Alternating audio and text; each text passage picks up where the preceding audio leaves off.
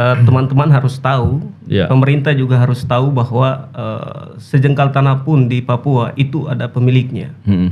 Jadi kita sering bilang Papua itu bukan tanah kosong karena keseluruhan tanah itu dimiliki. Jadi kemudian kita mengklaim, kasih tahu ke negara bahwa ini tanah punya masyarakat adat di Papua. Kepentingan apapun pemerintah tapi juga swasta yang mau masuk harus terlebih dahulu, kemudian sebelum bertemu dengan negara tapi juga pemerintah harusnya ketemu dengan kami sebagai pewaris daripada tanah leluhur kami. Hingga sekarang kami terus terancam di wilayah adat kami, ruang-ruang hidup masyarakat adat, kemudian terus dalam bayang-bayang perampasan oleh investasi.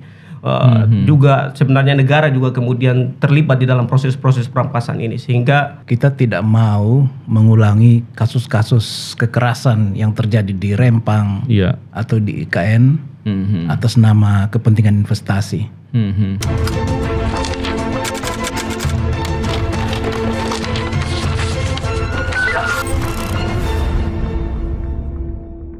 Bismillahirrahmanirrahim. Assalamualaikum warahmatullahi wabarakatuh. Salam integritas. Alhamdulillah kembali berbincang di podcast ini. Kali ini kita akan membicarakan mengenai hutan adat dan banyak problematika yang terkait dengan hal itu. Tentunya membicarakan hal itu pada saat ini kita berkesempatan untuk berbincang dengan orang-orang yang paham maupun orang-orang yang terdampak dengan masalah itu. Kebetulan di sini ada Bang Anggi. Apa kabar Bang Anggi? Sehat, terima kasih. Dan ada Ambu. Sehat. Gimana Ambu? Sehat Ambu? Sehat. Ambu dari Papua ya? Iya, dari Papua langsung. Kalau Bang Anggi gimana Bang? Abang kegiatannya apa nih? Saya pimpinan di Yayasan Pusaka Bentala Rakyat. Pusaka Bentala Rakyat. Bentala Rakyat. Oke. Kantornya di Jakarta, tapi aktivitas kami dan ada kantor juga di Papua, khususnya di Sorong dan Bovendigul. Iya, menarik sekali nih, Bang Anggi. Saya juga pernah pas lagi ke Papua, datang bertemu dengan kawan-kawan dari Jubi ya. Jubi itu apa tuh? Jujur bicara. Ya. Jubi juga ada alat apa tuh? Alat buat tiup ya, alat serang itu. Ya kalau nggak salah yang ditiup itu bukan ya?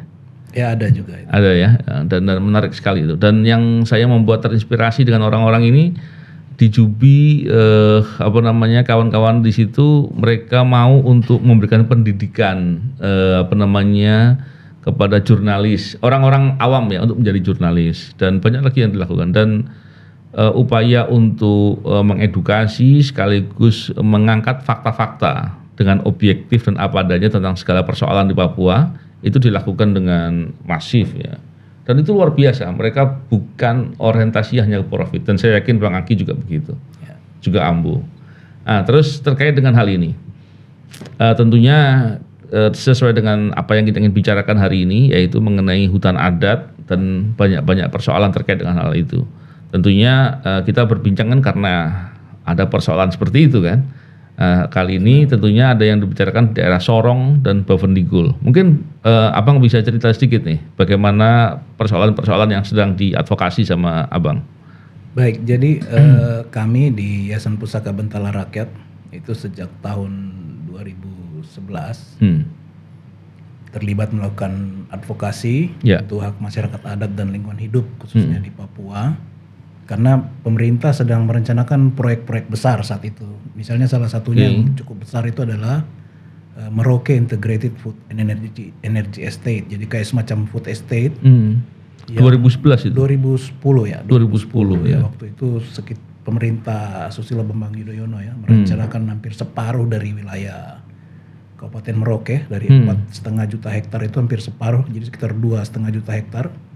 Untuk proyek food estate yang namanya Merauke Integrated Food and Energy Estate. Nah di situ juga kami kemudian mengetahui bahwa pemerintah baik nasional maupun di daerah itu telah mengeluarkan izin-izin usaha perkebunan kepada beberapa perusahaan. Nah, salah satu yang menarik itu di Bovendigul, mereka menyebutkan sebagai proyek tanah merah. Jadi ada 7 perusahaan perkebunan kelapa sawit yang diberikan izin pelepasan kawasan hutan dari Kementerian Lingkungan Hidup Kehutanan, dan itu hanya ada dalam satu grup. Itu yang di Merauke tadi? Di Bovendigul. Bovendigul. ini selain yang menarik itu karena Ya. selain di Merauke dengan luas 2,5 juta hektar, tapi juga di Bovendigul dalam satu kawasan seluas 260.000 hektar diberikan izin kepada 7 perusahaan dan ada dalam satu grup. Nah, gitu. Jadi artinya sebetulnya satu perusahaan lah ya, cuman namanya dipecah 7 gitu ya. Itu namanya repot Menara Group waktu itu. Ya, ya. Nah, dalam perkembangannya memang ini tidak dikelola sepenuhnya, hanya ada 2 perusahaan kalau nggak salah yang sampai sekarang masih mengelola. Nah, salah satu izin perusahaan itu dicabut oleh Bupati, usaha perkebunannya. Kemudian diserahkan kepada perusahaan baru yang namanya PT Indo Asiana Lestari. PT ya. Bang bisa maju sedikit Bang biar suaranya agak lebih. PT Indo Asiana Lestari. Nah, dan kawasan hutan yang diberikan untuk perusahaan ini diketahui itu merupakan hutan adat dari satu suku besar di sana namanya suku Auyu. Setelah itu kami terlibat berdiskusi dengan mereka dan mereka katakan belum pernah ada izin sebagaimana ketentuan pemerintah bahwa harus ada izin dari masyarakat sebelum diberikan izin usaha perkebunan. Nah, itu yang setelah berproses sekian lama kita tahun 2022 itu bersama perwakilan suku Auyu mencoba mengajukan permohonan informasi publik terkait dengan izin itu di Dinas Penanaman Modal di Papua, tapi tidak berhasil.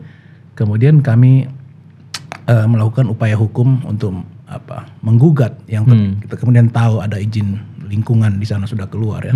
Jadi tahun 2023 kita menggugat ke PT UN lewat gugatan lingkungan hidup dan ya kita ditolak sampai di Manado ditolak, PT UN Manado juga ditolak dan sekarang kita bawa ke kasasi ini. Pusaka dan Walhi itu termasuk sebagai penggugat intervensi selain perwakilan dari suku Auyu namanya Marga Woro. Iya. Jadi ceritanya gini ya, tahun 2010-an tadi kurang lebih ya. Iya betul. Itu izin dikeluarkan, tapi masyarakat adat nggak tahu apa yang sebenarnya terjadi, nggak tahu. Artinya ada penerbitan izin nggak tahu. Tidak juga banyak aktivitas yang menunjukkan ada kegiatan eksploitasi ya maupun kegiatan perkebunan atau apapun terkait dengan tadi ya mungkin atau mungkin pengambilan kayu dan lain-lain nggak terlalu banyak terlihat ya. Dan kemudian 2021 oleh Bupati dicabut izinnya, tapi kemudian justru diberikan kepada perusahaan baru lagi. Betul. Begitu kurang lebih ya. Izin usaha perkebunan dicabut oleh Bupati, kemudian izin kelayakan lingkungan hidupnya itu diberikan oleh Dinas Penanaman Modal Provinsi. Itu nanti jadi persyaratan untuk dapat izin usaha perkebunan gitu. Ya. Dan setelah tahu baru melakukan upaya karena emang baru tahu itu ya. Sebelumnya nggak tahu ya. Ini emang persoalan ini. Dan memang begini Bang, mungkin sebelum bicara ke Ambo ya, saya mungkin sedikit memberikan pengantar ini. Dalam beberapa pemahaman yang saya perhatikan di beberapa kasus, karena kasus-kasus seperti terjadi kan banyak, gak cuma di Papua nih, bahkan di Sumatera ada, di Kalimantan ada, di Sulawesi ada, bisa jadi daerah-daerah lain juga ada.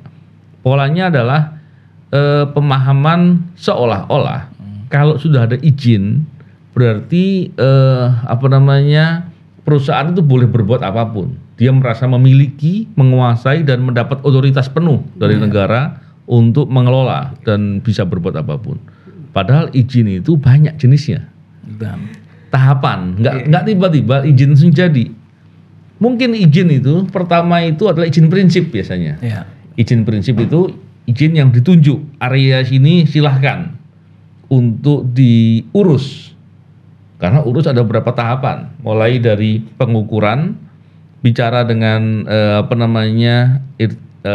orang-orang yang sudah menguasai atau memiliki, atau mungkin orang yang menggarap, itu mereka harus diselesaikan dulu. Setelah selesai semua, baru kemudian izin lingkungan. Setelah itu baru diajukan kepada tahapan izin berikutnya, pemetaan dan lain-lain. Harusnya begitu tuh. Tapi nggak terus tiba-tiba izin prinsip dianggap sebagai izin, masyarakat yang tinggal di situ, yang ngelola di situ, yang sudah menggarap di situ, tiba-tiba digusur, nggak boleh harusnya. Ya. Tapi kasus itulah yang seringkali menjadi konflik, Benar. menjadi keributan, dan bisa jadi ya, aparat pun ada sebagian yang nggak paham. Ditunjukkannya ada izin, oh iya ada izin, didampingi oleh aparat kan, akhirnya aparat yang benturan dengan masyarakat. Nah, ini kasus yang seperti ini yang terjadi di Bovendigul. Gimana ceritanya? Bovendigul atau yang di Sorong nih? Sorong ya. Nah, gimana ceritanya? Ambu? Iya benar. Jadi Bang, masyarakat adat itu di Sorong, utamanya saya di Sukumoy itu kebanyakan warga itu belum tahu kalau wilayah-wilayah adatnya itu sudah dibebani oleh izin-izin perusahaan, utamanya perkebunan kelapa sawit. Ya, nah, dan belum pernah lihat juga dokumen sampai hari ini. Tidak ada itu Bang, tidak terbuka ya. Tidak terbuka, tertutup sekali itu dokumen-dokumen semua. Nah, seperti tadi saya sampaikan bahwa masyarakat adat itu baru kemudian mengetahui bahwa wilayah-wilayah adatnya mereka itu ada dibebani izin-izin itu pasca ada pencabutan yang sebelumnya ada evaluasi yang dilakukan, kemudian ada pencabutan sebagai rekomendasi daripada evaluasi itu. Kemudian bupati mencabut. Nah, di situ baru warga mengetahui bahwa wilayah adatnya mereka itu ada terkena atau dibebani oleh izin-izin perusahaan perkebunan kelapa sawit. Contohnya saya langsung di Kabupaten Sorong itu ada beberapa perusahaan, boleh sebut nama perusahaan ya boleh. Itu misalnya ada PT Sorong Agro Sawitindo, PT Inti Kebun Lestari, kemudian ada Papua Lestari Abadi, kemudian ada juga Cipta Papua PlayStation. Nah, keempat perusahaan ini sejak awal itu tidak diketahui oleh warga bahwa izin-izinnya mereka itu ada di tempat atau di wilayah masyarakat adat. Mereka baru mengetahui ya di 2021 pasca ada pencabutan yang dilakukan oleh bupati. Tadi perusahaan-perusahaan itu sudah dapatkan izin dari tahun berapa? Wah, itu rata-rata dari tahun 2008. Okay. Ya, kebanyakan itu di 2008. Nah, kemudian mereka dapat izin, kemudian bupati kemudian mencabut izin pas di 2021, kemudian perusahaan menggugat bupati.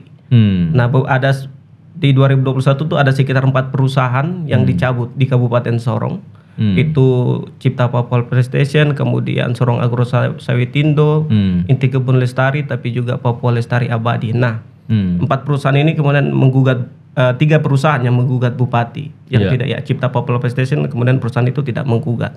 Nah, cuman pasca perjalannya waktu sidang, kemudian perusahaan menang.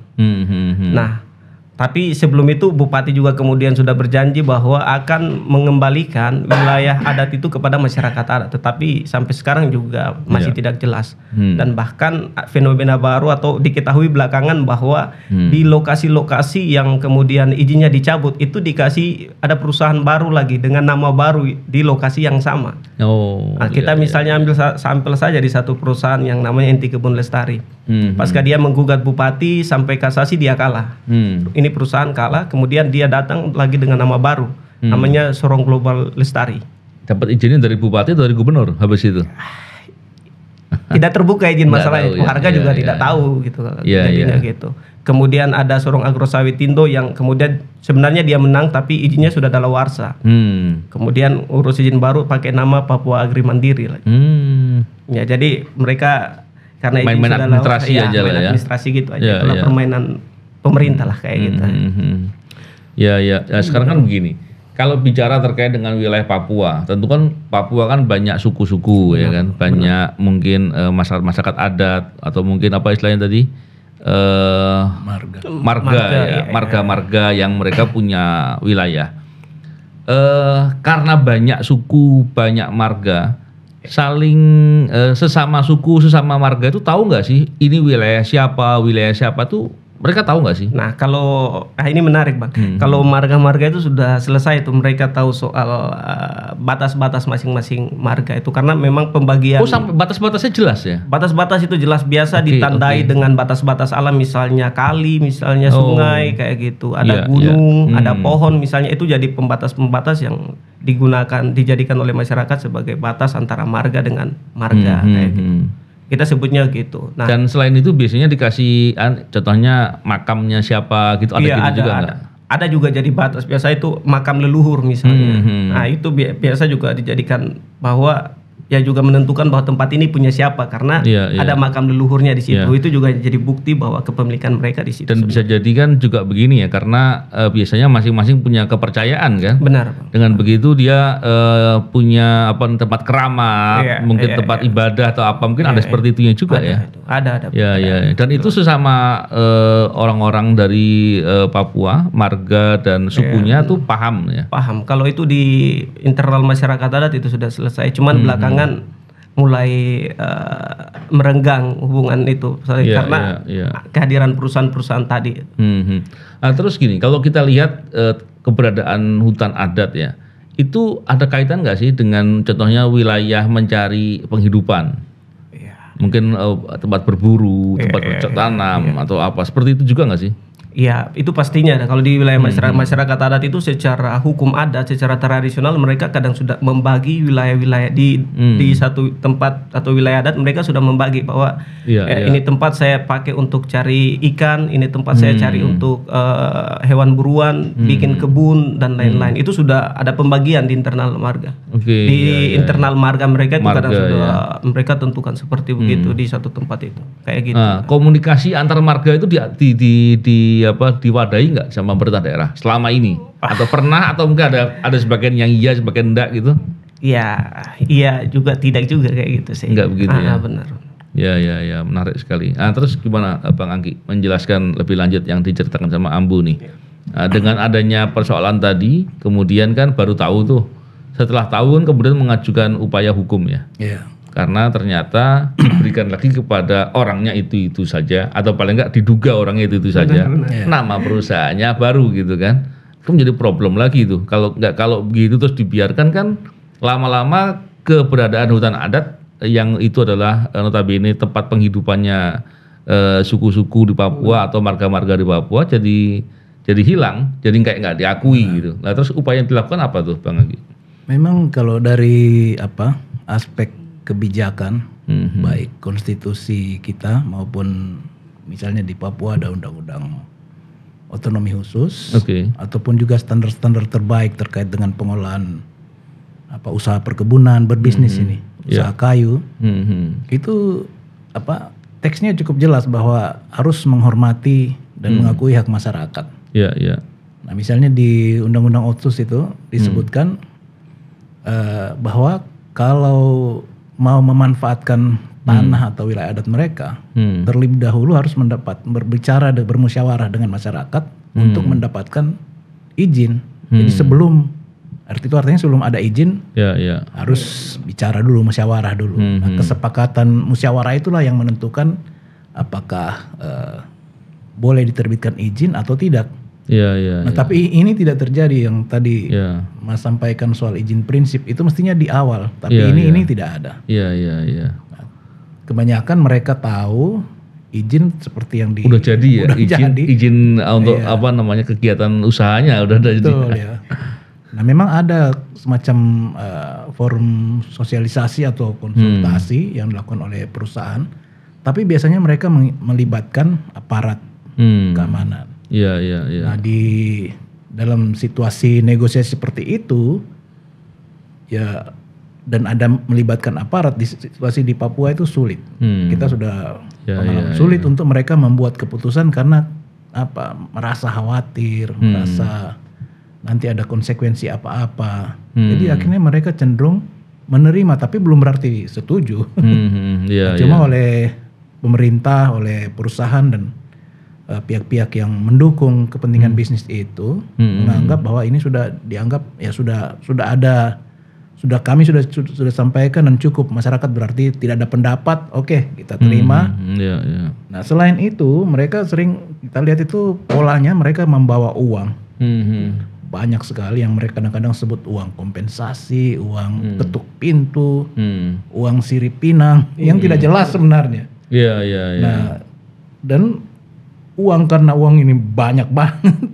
Jadi kemudian kadang-kadang masyarakat itu bingung juga sampai kadang-kadang tidak mengikuti lagi secara baik apa yang disampaikan oleh pihak berkepentingan tadi, terus menandatangani berita acara ataupun juga semacam persetujuan pelepasan hak atas tanah. Nah ini kita ketahui nanti belakangan setelah semua sudah selesai seperti sekarang kita baca, misalnya kayak di Sorong yang kami pelajari, ternyata isi kesepakatan itu banyak yang merugikan, benar-benar tidak adil. Nah contohnya gimana tuh Bang? Utamanya soal nilai tadi, karena kan yang mereka baca kompensasi di Merauke misalnya yang kita pelajari itu 1 hektar tanah sebesar Rp75 kalau kita mau rupiahkan itu. Ya, tahun berapa itu Bang? Itu tahun-tahun masih tahun 2010, 2011. Oh iya. Jadi rendah sekali kalau, cuman mungkin mereka waktu itu tidak membaca. Iya. Nah, jadi selain melibatkan aparat, menggunakan ya semacam stimulan dengan uang yang kemudian merubah. Iya. Ini mereka menjadi tergesa-gesa membuat keputusan. Kemudian ya perjanjian yang dibuat secara sepihak oleh perusahaan tanpa dipelajari terlebih dahulu oleh masyarakat. Iya.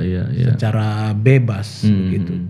Jadi kemudian mereka setelah uang itu disuguhin surat dan mereka langsung tanda tangan, dan mestinya menurut apa yang saya sampaikan tadi soal kebijakan. Iya. Mulai dari konstitusi, undang-undang sampai standar itu tidak dibenarkan karena tidak dalam keadaan sadar untuk membuat keputusan, tidak dibaca terus tanda tangan. Biasanya yang begitu-begitu dari pihak pemerintah daerah ada melakukan pendampingan nggak sih? Karena kan sejujurnya begini, saya terbayang lah, tentunya sama di semua daerah dimanapun, kalau daerahnya itu daerah kota, relatif pendidikannya lebih baik ya. Tapi kalau wilayah yang jauh dari perkotaan, relatif pendidikannya agak lebih kurang gitu. Termasuk mungkin barangkali di Papua bisa jadi begitu kan. Kalau terus kemudian itu dilepas begitu saja, itu kan potensi tanda kutip ngakali, ini mereka tertipu gitu ya. Itu kan potensi jadi besar gitu. Nah itu dari pihak pemerintah daerah ada melakukan pendampingan nggak sih kalau ada gitu-gitu? Ya, sepanjang yang fakta di lapangan itu memang ada pasca ada pertemuan musyawarah dengan masyarakat adat itu pemerintah hadir di situ, tapi kemudian pemerintah hanya menunjukkan seperti dia hanya memfasilitasi, dia bilang gitu. Saya ini ada perusahaan datang, ingin butuhkan Bapak Ibu punya tanah. Sudah langsung dia kasih waktu, perusahaan langsung berkomunikasi dengan warga. Jadi tidak ada misalnya proses, misalnya saya seperti tadi soal perjanjian misalnya. Pemerintah misalnya ada orang yang diutus untuk mendampingi warga mempelajari isi perjanjian, itu nggak ada. Praktik-praktik seperti itu tidak ada bahkan. Ya praktiknya seperti tadi, mereka pemerintah siapkan tempat, perusahaan datang, hadirkan warga, ya sudah selesai tugas pemerintah di situ. Mereka hanya sebatas memfasilitasi lah. Tapi juga kemudian melihat bahwa proses itu seperti pemerintah juga kemudian mengiyakan apa yang perusahaan mau kayak gitu. Seperti gitu. Ya memang ini ya rumit juga ya. Apalagi kalau penggunaannya itu terus kemudian digunakan untuk contohnya sawit gitu ya. Terus sebelum sawit kan pasti hutannya kan pasti dilakukan clear and clean dulu tuh. Ya kan, land clearing lah istilahnya ya. Ketika land clearing dilakukan, itu dampaknya kan bisa dampak lingkungan gitu. Dampaknya juga bisa berdampak kepada masyarakat yang tinggal di situ. Terus kalau kemudian dilakukan penanaman sawit, ya kan pasti akan berdampak kepada biasanya terkait dengan masalah air gitu kan. Dan lagi dampak-dampak yang lain. Jadi memang kemudian ketika masyarakat sekitar atau masyarakat adat melepaskan begitu, dengan harga yang sangat murah mungkin kan. Benar. Dan kemudian ketika generasi berikutnya atau anak-anaknya setelah itu mengalami kerugian karena kelayakan hidup, masalah lingkungan, baru kemudian terpikir waduh. Jadi saya bisa merasakan lah betapa repotnya masalah yang begitu-begitu ya. Terus yang terjadi di Bovendigul wilayah selatan dengan wilayah Sorong kurang lebih sama ya Bang ya? Mirip ya, mirip ya. Kalau perusahaannya yang bermain sama atau beda?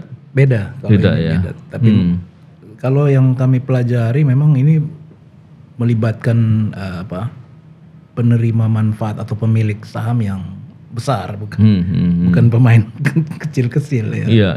Besar. Mereka ada di Sumatera, ada di Kalimantan, sekarang sedang ke Papua. Iya. Jadi tadi kalau yang soal land clearing itu memang ini kita sebut sebagai kelanjutan bisnis. Jadi setelah usaha kayu selesai, kemudian supaya bagaimana bisa melanjutkan bisnis, kayunya bisa terus dikuras dengan dapat izin usaha perkebunan untuk ambil kayu dari lahan perkebunan. Jadi dia dapat double. Iya. Dan ya kembali lagi masyarakat juga yang akhirnya rugi. Betul. Dan ketika hak adat tadi tidak diakui di depan, maka setelah selesai pun perizinan nanti tetap aja wilayah adat jadi hilang jadinya ya. Iya. Ini memang masalahnya cukup cukup serius ini masalahnya. Terus tahapan yang dilakukan sekarang di kasasi ya Bang ya? Iya. Di kasasi untuk gugatan PT UN-nya. Betul. Selain itu Bang, hubungan dengan pemerintah pusat contohnya atau pemerintah daerah untuk melakukan atau mungkin ke ombudsman atau ke bidang-bidang yang terkait itu gimana? Sudah dilakukan juga nggak Bang? Kita pernah menyampaikan kasus ini ke DPR, juga ke DPD khusus yang perwakilan dari Papua ya. Tapi ya sampai saat ini kita belum tahu apa hasilnya ya, karena waktu itu misalnya kita harap mereka bisa mengambil inisiatif untuk mengundang misalnya pihak yang terkait seperti Kementerian Lingkungan Hidup atau juga pihak Kementerian Agraria, Kementerian Perkebunan untuk bisa bisa menyelesaikan kasus ini. Tapi juga sebenarnya dengan kewenangan mereka sebagai pengambil kebijakan untuk terus secara serius mengembangkan kebijakan bagaimana dapat melindungi, menghormati hak masyarakatnya dan juga lingkungan hidup. Karena mereka yang punya otoritas itu. Jadi itu kita terus mendorong ke sana selain upaya penegakan hukum, termasuk ke KPK sebenarnya. KPK pernah juga ya Bang? Pernah juga, iya. Iya. Memang repot ya. Saya bisa terbayang lah kalau lapor ke KPK dan kemudian kita melaporkan kan karena menduga bahwa dalam proses itu biasanya ada praktek suap tuh. Kan gitu ya Bang? Iya benar. Dan biasanya praktek suap itu di KPK yang suap yang telah terjadi itu buktinya sulit sekali. Akan jauh lebih mudah kalau OTT. Tapi kalau yang sudah terjadi sulit sekali kecuali ada pembuktian yang sifatnya mudah, yang ada recordnya lah gitu, yang ada data yang kemudian bisa dilihat dan diyakini sebagai bukti. Memang problemnya memang di situ sih Bang. Saya bisa memahami ya. Walaupun sebetulnya kalau diperiksa dengan lebih jauh, problematika administrasi yang mungkin bisa menjadi perbuatan melawan hukum itu juga mestinya besar. Tapi memang menarik sekali. Dan problem seperti ini saya yakin terjadi di banyak tempat. Karena saya pernah mendengar cerita bahwa orang-orang atau perusahaan-perusahaan yang punya HGU itu seharusnya ketika dia mendapatkan izin prinsip, kan dia harus melakukan pemeriksaan atau pemetaan dulu. Saat pemetaan dia akan bertemu dengan masyarakat atau penggarap atau siapapun yang memiliki atau punya kepentingan dengan lahan itu, kepemilikan keperdataan maksudnya, kepentingan keperdataan. Tentunya harus diselesaikan terlebih dahulu.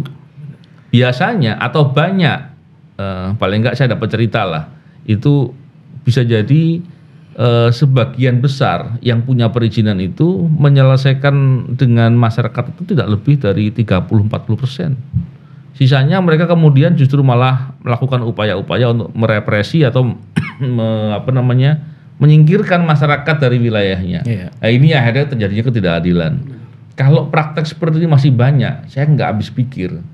Bagaimana dengan rencana Pak Bahlil yang mau menggarap 2 juta hektar tuh di Papua tuh. Dengar gak itu Bang? Iya. Gimana tuh? Jadi kita dengar ya bulan April yang lalu ada kunjungan dari Pak Bahlil ke sana setelah dapatkan Kepres terkait dengan pembentukan Satgas pengembangan swasembada tebu dan bioetanol yang ada di sana. Ya, menurut dari kita lihat dari pernyataan-pernyataan itu beliau mengatakan bahwa akan mengembangkan lahan di atas lahan seluas 2 juta hektar. Tebu dan bioetanol. Iya. Ya. Menariknya waktu beliau ke sana itu dengan menggunakan pesawat. Iya. Dan setelah itu mengatakan bahwa tidak ada hutan di Merauke. Tidak ada hutan. Tidak ada hutan, yang ada itu savana, pohon kecil-kecil. Jadi ya menurut kita beliau tidak begitu mengetahui dan memahami. Atau mungkin pesawatnya terlalu tinggi barangkali. Jadi hutan dikirain rumput sama dia. Lihat jauh sekali. Memang di sana hutan dataran rendah yang mempunyai fungsi-fungsi ekologi dan sosial yang. Jadi masyarakat adatnya sendiri menekankan di dalam pertemuan dengan teman-teman bahwa hutan rawa, savana, sungai dan tempat-tempat penting buat mereka tidak boleh digunakan karena itu sangat bermanfaat, juga punya fungsi-fungsi sosial. Betul. Iya. Jadi agak kontradiksi dengan. Oh, pernyataan dari masyarakat seperti itu ya. Betul. Tapi ini saya lihat karena mungkin mereka gunakan, maksud saya pemerintah menggunakan program strategis nasional ya, yang seolah-olah karena program strategis nasional kita tidak segala perizinan harus dimudahkan, segala persyaratan-persyaratan termasuk kajian-kajian yang semestinya dilakukan, misalnya kajian lingkungan hidup strategis, AMDAL, yang harus dilakukan tapi bisa diabaikan karena ini proyek strategis nasional. Jadi lebih cenderung memfasilitasi kepentingan investasi daripada menyiapkan masyarakatnya. Semoga nggak ada perusahaan yang numpang ya dengan program strategis nasional tadi ya Bang. Kita udah lihat memang ada 2 perusahaan dan beliau mengunjungi perusahaan itu, namanya Global Papua Abadi Group, yang juga dimiliki oleh pemodal besar yang bekerja juga di tempatnya Ambo. Oh, di Sorong ya? Iya, di Sorong. Iya. Dan kalau lihat dari, kita belum lihat dokumen tapi masih lihat presentasi perusahaan, mereka akan mengusahakan hampir 1/4 dari yang Bahlil sampaikan, artinya 500.000 hektar untuk bisnis perkebunan tebu. Dan masyarakat sampaikan belum ada kesepakatan.